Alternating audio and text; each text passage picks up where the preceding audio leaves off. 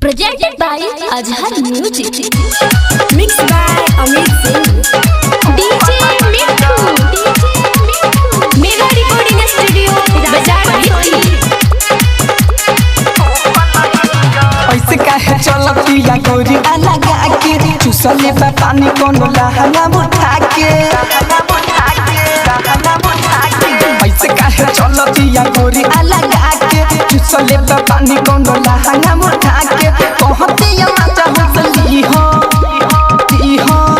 अरे ली हो ओहिरे के ठोकल हिया जादू जी के ठोकल हिया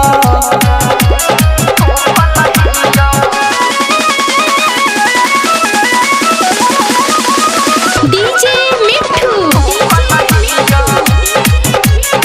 Raja Patsoni.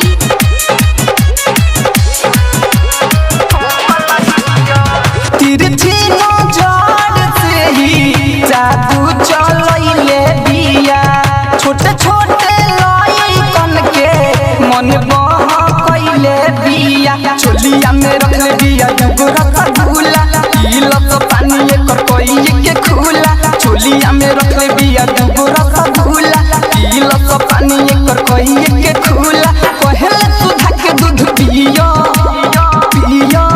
अरे पियो ओहिरे के ठोकल हिया जादू जी के ठोकल हिया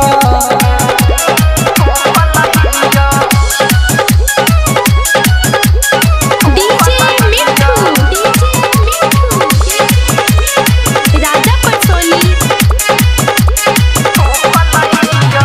दिन भर घूमतिया मेकअप सजाई के सबके सन कइले बिया घोड़ी देखाई के सागरी सरोज के लगे बुलावे रवि रंजन के ना कहियो चिखावे सोनू किशन के लगे बुलावे रवि रंजन के ना कहियो चिखावे रिद्धि सिद्धि लगे कहतिया जिया अरे जिया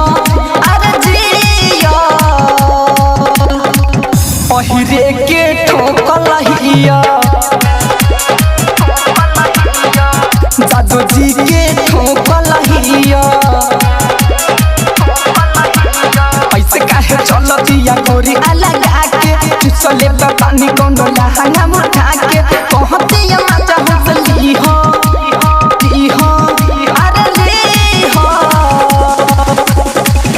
ओहिरे के ठोकल हिया जादू जी के ठोकल हिया।